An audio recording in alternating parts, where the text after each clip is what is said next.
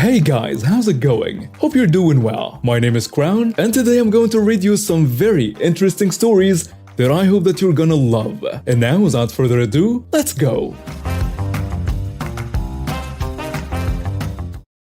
Friday nights here in the country can get a little crazy sometimes, so I don't mind when my neighbors cause a ruckus or a loud party as long as it's not too crazy. Tonight I'm on call for Virginia State Police towing rotation, which means I've got 25 minutes to get to wherever the RIC/DUI/inbound and so on is.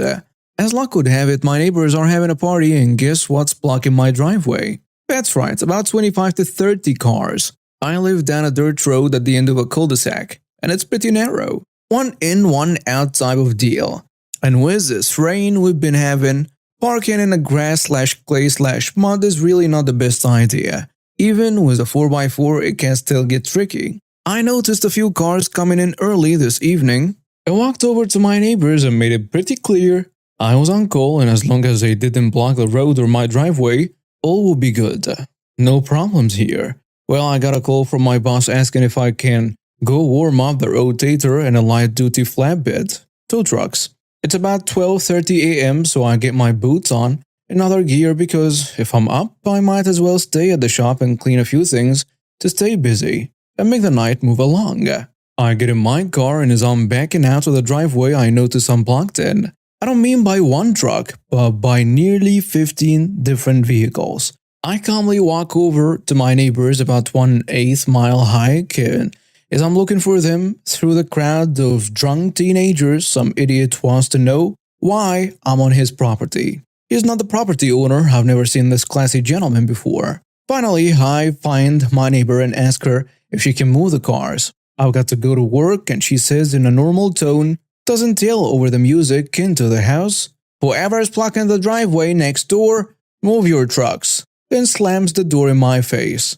I knock again, and she answers with a drunken, "Oh God, this witch again." Internally, I'm thinking, alright then. I do my best to explain. I'm on call and need to get out of my driveway to go to work. She comes back sloshing and natural light exclaiming it's a party. Relax.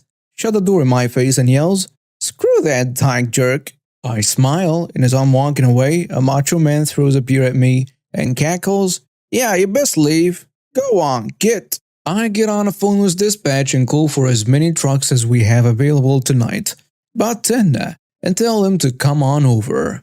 Mama's got some private property inbounds. I call police dispatch and ask if they'd send out an officer in case things get out of hand, and as soon as he gets to my place, my rigs start rolling up and hooking vehicles up and taking them to the impound yard. We get down to the last 3 vehicles, a yellow Civic, gold Silverado, and an old F-150. A Civic owner bolts to his car and takes off. The Silverado girl, pretty wasted, gets stuck and starts steering up my property. Officer walks over and she throws a fit. Long story short, she gets arrested for underage drinking and DUI. The Ford owner doesn't even show up. I get to work after all the impounds, and with me I brought coffee and snacks for my drivers. Tomorrow's not a business day, which means if these tools want their cars back, it's going to be the regular $290 plus 2 days of storage at $55 a day and the $100 gate fee. I make a note in every single storage sheet, papers that the vehicle owners get, to thank the girl who had the party for getting towed. Several of the kids' parents called wanting to know where their cars or trucks were. I gave them the yard address and told them they can come anytime. As soon as they started shouting about illegal tows and threatened with lawyers, I showed them pictures of their cars with no parking signs and explained that I tried to reason with the owner of the property, me, but she was tired of being blocked in by drunken teenagers. There are signs on my road saying no parking and not to block the driveway. Do not piss off a tow truck driver. She will legally take your vehicles. Edit. The gate fee is only for after hours. It covers expenses of overtime for the office staff who have to get out of bed and come to work in the middle of the night. So starting out by saying that this happened to a friend of mine and they gave me permission to share it. I used to do part-time volunteer work for a local park. It was pretty basic stuff like picking up trash and light security. which was just making sure that people aren't damaging the park property or to report anything shady going on. This park was fairly big and had a jungle gym in the back of it behind the wall of trees. One day I noticed that there are tire marks in the grass right where a turnout of the back is. It's fairly easy to make that turn and doesn't come out of nowhere or anything. So I don't know why someone would go through the grass. Also keep in mind it was very muddy and cold, so the tire marks were pretty much cemented in after the grass was run over. I called my supervisor and they said that we will fix that area when it gets a little warmer, which it was going to be later that week. A couple days later, when I'm near the front of the park patrolling, I notice a minivan coming up from the back of the park. It goes right through the same area of the grass that was previously run over. I couldn't believe I just witnessed it happen. The turn doesn't come out of nowhere and you can clearly see that going straight out will take you through the grass. I start jogging towards the van, waving my arms to get the driver's attention. She stops and rolls down her window, wearing thick sunglasses and looking at me confused at first. She also had 2 kids in the back. What? Excuse me, miss. I'm one of the park workers. You drove straight through the grass back there. With how muddy it is right there, the grass gets damaged very easily. Okay. She clearly didn't care and shocked me a bit that she didn't apologize about it. Well, the grass is going to need to be put back down. I understand if it was a mistake, but please be more careful when coming out from the back. I can tell she's giving me a dirty look, even with her giant sunglasses covering most of her face. Oh, whatever. She says rudely and drives out towards the entrance after I say thanks and back away from the van. Fast forward a couple days, me and my supervisor had finished flattening the dirt and putting down new seed for that area in the morning. I was pretty happy with how it turned out and the grass would look better than it did before once it grew. Later that day when I come back to patrol the park, I notice the same minivan in the back parking lot. I head over to the jungle gym area and of course I see the entitled mom on a bench looking at her phone while her kids are playing. I was hoping in the back of my mind that she would have listened to me yesterday, but judging from how she acted, I was doubtful. I did a couple walks around the back area making sure there wasn't any trash. When I saw her tell the kids it was time to go, I sprinted towards the front of the park entrance, stand in front of a car at the front and put my own pair of sunglasses on. I keep them in a fanny pack along with some medical supplies and my phone, so that she wouldn't recognize me and stay on the path. Like how you slow down on a road when passing a police officer, once her van starts coming up, I'm watching in disbelief as once again she doesn't turn and goes right through the same area again that we had just fixed up this morning. I am pissed now. I walk up to her van, this time being in the middle of the pavement, and she stops when I approach, rolling down her window and giving me a pissed look that I stopped her again. Oh my god, what do you want? Miss, you ran over that area again. We had finished fixing it this morning and you just ran it over. So, it's just some grass. You should just make that whole area pavement so it won't get run over. You can clearly see that the grass is in front of you when you drive up from the back area. It doesn't come out of nowhere, and we've never had anyone run over that area. Only you. I had a frustrated tone in my voice but was still trying to be polite.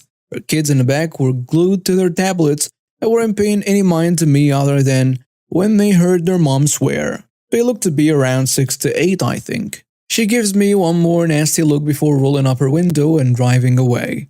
Didn't even respond to my last point. Also, she almost ran over my foot since she didn't wait for me to back away from her van before driving off. That was my tipping point. I called my supervisor again and told him what happened. I could tell he was pretty pissed over the phone but said that he had a plan to stop that area from getting run over anymore. I met him on Friday morning and he has this giant boulder in the back of his pickup truck. I instantly knew what we were going to be doing with it. After some work getting it down, digging up the dirt and wedging it into place, we finished putting the boulder in. I had to admit that it made me sad that there was now this eyesore of a rock there and all our work previously was for nothing. But I was happy the entitled mom wouldn't be running over that area anymore. Later that day, I'm in the back picking up trash when I see the same minivan pull into the parking lot. I know it's the entitled mom and her kids cause I remember their license plate this time. I pay no mind to them, knowing that she couldn't run over the grass again when they leave now. Later on, I was cleaning some bird poop off a statue when I heard a loud crash sound that came from the front. I run over to where it came from, shocked as I see the entitled mother's van with a giant boulder we put down wedged between her tire and the bumper of her car. She gets out of the van in shock at what happened, swearing and shouting. I personally didn't want to damage her car, just realizing she couldn't drive through the grass anymore, so I did feel some guilt at seeing the giant boulder wedged in her car. I came over to the other side to see that the wheel was off the ground slightly and the front bumper wedged atop the boulder. I don't know how she even managed that, honestly. She sees me and immediately gets a look of pure, concentrated anger. "You!" She starts walking up to me, stomping her feet. "You put that rock there, didn't you, jerk?" "Miss, my supervisor brought that boulder in this morning for that spot because you were running over the grass. I don't know how you even hit it since again, you can clearly see it coming from the back." "I was texting my friend, you jerk. You're going to pay for this damage." "Yeah, I don't think so." She fumes and heads back to her car. She has her two kids get out and go sit at a nearby table, both still playing on her tablets. The entitled mom got back in the car and is on the phone. A few minutes later, she tells me she called the police and that I'm going to be arrested for intentionally damaging her property. I admit I was a bit worried that what story she gave them probably wasn't the truth. So I called my supervisor again. He got here even before the police did. I saw him laughing as he pulled up and saw the situation. He walks up to the entitled mom and explains who he is, and she starts yelling at him about how she's going to sue and have him and myself arrested for the damage. A few minutes later, the police pulled up. She tells him that we intentionally put that rock there to damage her car. But we explained to the officer that she had driven over that grass several times even after we had fixed it, and we put that boulder down to keep her and others from driving through the grass. The police got some information from us and told the entitled mom that we were in the right to put that boulder down and aren't liable for her poor driving. The entitled mother tells her kids to get back in the car and actually starts to back out of the boulder. My supervisor, the officers, and I all watch as the boulder is scraping up the bottom of her car as she backs out. Once off it, her front bumper slams on the pavement and is now hanging down off the left side. Something under her car was also touching the pavement, which was apparent as she started to drive away, and the sound of something scraping against the road could be heard. The officers stop her and tell her that her car is now not safe to drive on the road and she needs to get it towed. My supervisor and I went home shortly after, smiling and laughing at what had happened that day. I can safely assume now she won't be going over that grass anymore.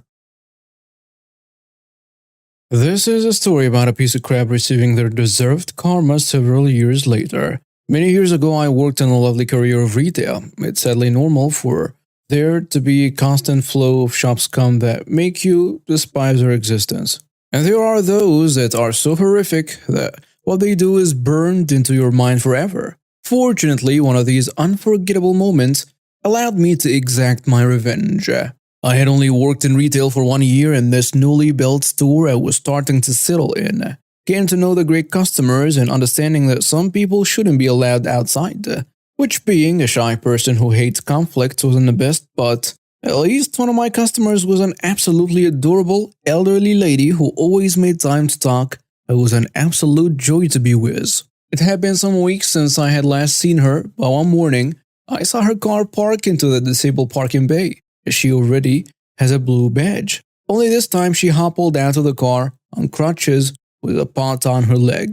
I didn't have a chance to talk to her yet when a work truck, which did not have a blue disabled badge, pulled into the disabled space next to her and out jumped an early 40s builder who was her teenage kid.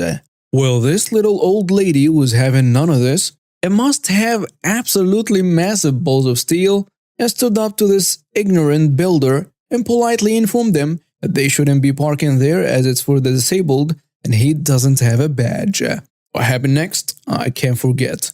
This builder decided the best course of action was to humiliate and insult this poor elderly lady in crutches accuse her of faking her disability and claim the cast on her leg was a fake, and that she probably milks the benefit system for as much money as she could.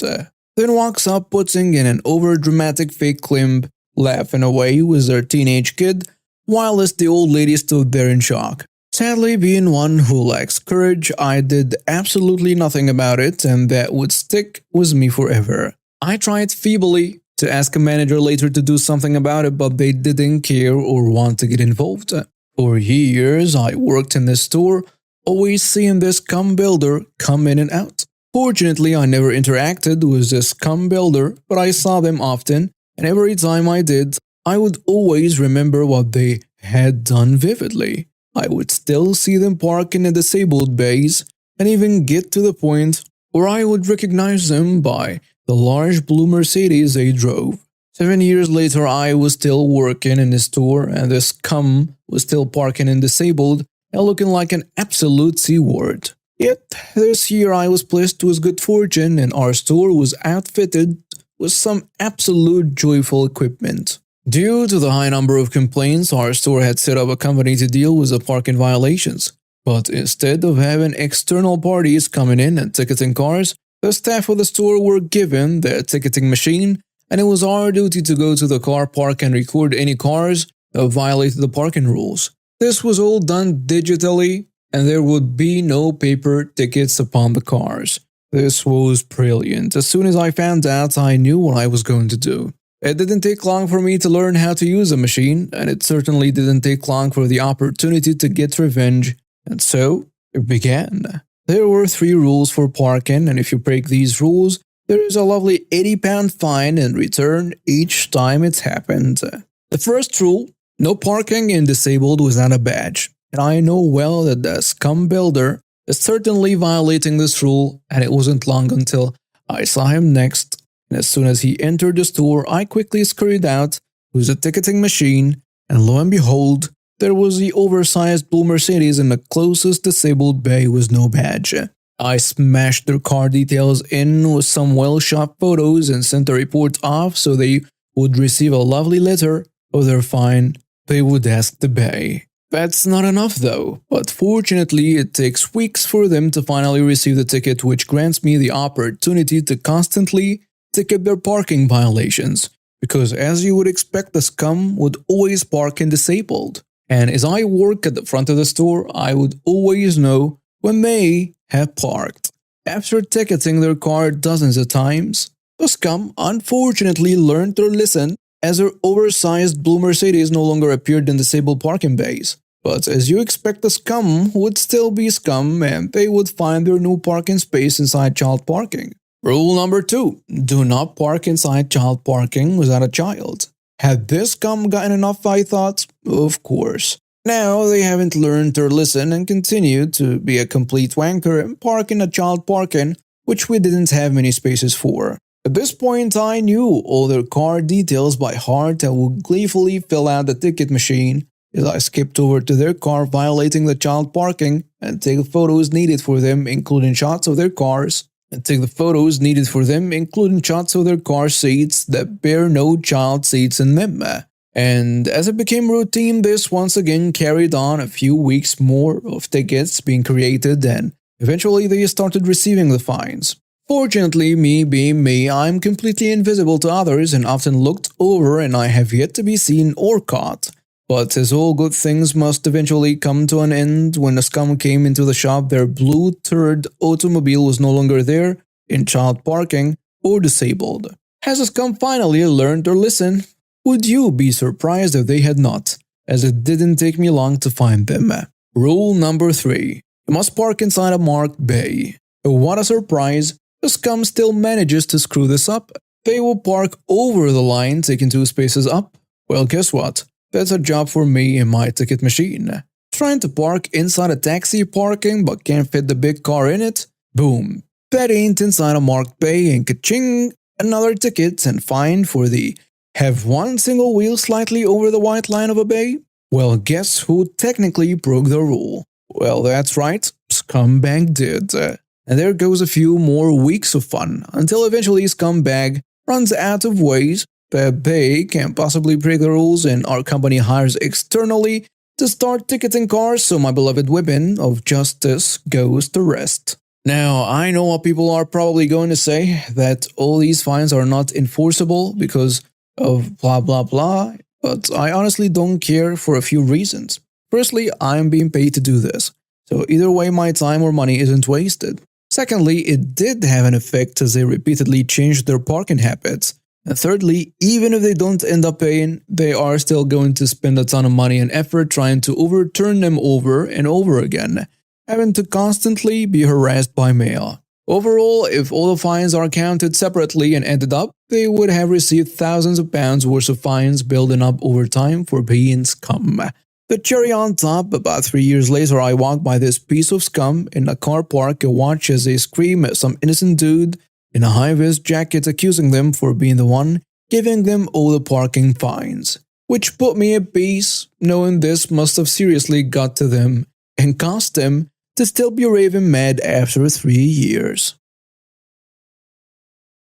At about 6 a.m. a handicapped man goes to the local 7-Eleven to get his coffee. He has a walker and it's hard for him to walk up onto the curb once he gets out of his car. Nothing unusual. One day he got to 7-Eleven just to see that someone had parked in the only handicapped parking spot. Not only that, but the person who was parked wasn't even handicapped. Just as a woman was pulling out of the spot, the handicapped man perfectly blocks her in, pulling up so close she can't even wiggle. And the entitled woman gets out of the car. "What are you doing? You blocked my car." He rolls down the window and says, "You don't seem to be handicapped, so I took the spot." Before she can even answer, he says, which is the best thing I've ever heard, "Do you want to be?" The entitled woman screams at the handicapped man, "Just move your freaking car." He simply replies, "No." He hops out of the car, pulls out his walker, and slowly makes his way into the 7-Eleven, while the entitled woman was still blocked. Oh boy, he takes his sweet time, talking with the cashier and eating his bagel right in the store. Then he takes out the newspaper and starts reading. He probably stayed for about 30 minutes before backing away and leaving. The entitled woman was pissed, but at least she had time to think about her actions. A couple days ago, I went out to the store to get something I needed. I was checking on my phone exactly what it was I needed to get when I heard a slam that I knew came from my car. I looked to the side and saw some older guy and his door embedded into mine. I opened my window and he said, "I hate your door," gave me a shrug, and proceeded to get in his car. I yelled for him to wait so I could assess the damage, as the hit felt pretty significant. As I expected, there was a scratch dug into the paint down to the middle and scratched beyond that, as if he had pushed it further after the initial hit, as well as a big dent to go with it. I noticed he was driving off, so I ran out to him and signaled him to roll the window down. "Hey man, that was a pretty significant hit. You were just driving off. Was that even an apology or anything?" "It's just a scratch." "It's nothing." "No, it's not. The paint came off down to the middle, and it's a pretty big dent." "You were parked too close to me." "The hell I was. I am parked perfectly within the lines. Look." "Well, so am I." "Then you had no excuse to hit it." "You know what? Give me your insurance information." The dummy proceeds to slam on the gas and leave.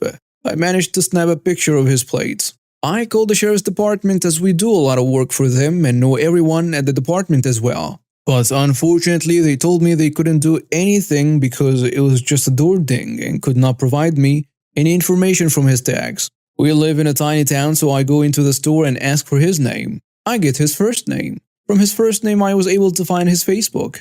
Not a lot of people named Dame in my town. From his Facebook, I found we had mutual friends. From those mutual friends, I found out where he lived. From where he lived and his name, I found his phone number online. I found out everything there is to know about this guy, his family, where he likes to hang out on Saturdays, where and who he works for, what kind of beer he drinks, literally everything except what he wears to bed. From his tags, I got the VIN online. I messaged him to give him a chance to do the right thing. That went over as I expected. It was Friday night, so I could not call anywhere to get more info. So I messaged him. To make it short, he kept saying, "Meet me in the morning if it's so important." and making fun of me, saying how his car door has a red mark and how I can do whatever I want and he'll get away with it. Come Monday, I called the local DMV as my investigations said they can give me the name of his insurance company and nothing else was the information I have. I was right. I called in a claim yesterday and I got the email with the estimate totaling to almost $600. Here is a kicker. I work at a body shop and could have fixed it myself for free. Not even a dime. Only reason I went through with it was sweet revenge. Thanks for screwing up and being a bad person, causing me to get some much needed money, dummy. I, male 19, work as a cashier in a gas station in Miami Gardens, Florida. Naturally, the people that come into the store tend to be on a crazier side. The store had a line of maybe 7 people. Now, at this point, I had the register closed, sign up, and I was stocking the vaporizers and accessories on the shelves behind the counter. My coworker was handling the customers in line. I turn when I hear the door opening. Another lady walks in with a mask on. I politely ask, "Excuse me, miss, do you have a mask that you could put on?"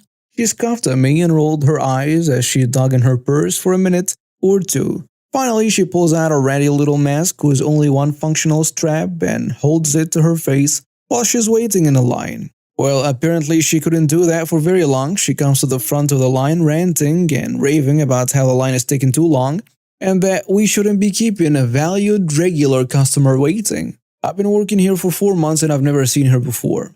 I am fairly confident I know all the regulars. I tell her that there are other things that my manager left for me to do before the end of the closing and that I have to get them done. She didn't seem to like that at all. "I demand that you open your register right now." "Okay, you got it, lady." I moved the sign and then I turned back to her. "Do me a favor and stand a little bit to your right." Surprisingly, she complied, albeit with her arms crossed, and what I can only assume was an angry gaze firing through her mask. Cue the malicious compliance. "Next customer," I yell out into the store. It dawns on her what I'm doing, but the next customer shoots up in front of the counter before she can even fully process it. I go about this transaction as normal despite the fact that this lady is yelling at me at the top of her lungs. No longer holding the mask to her face, mind you. I finish up with the other customer and I turn to her. She tries to yell over me, so I raise my voice a bit and try to be as stern as possible. I tell her, just because my register is open now, doesn't entitle you to skip all the other people in this line who also have lives, jobs, and other responsibilities. Get to the back of the line and be respectful or I have no choice but to have you removed from the store. We don't have security, but we're 2 blocks away from a police station, and one of the cool officers who comes into the store gave me their personal number to use just in case we have any issues. The lady hurrums loudly and walks dejectedly to the spot in the line she had before she left. In the amount of time it took for the rest of the story to occur, more people had gotten in the line. I said the back of the line. I told her pointedly. She dropped her shoulders and walked to the back like a toddler. People, man. We, my aunt and uncle, cousin and dad, were on a long sightseeing ferry ride.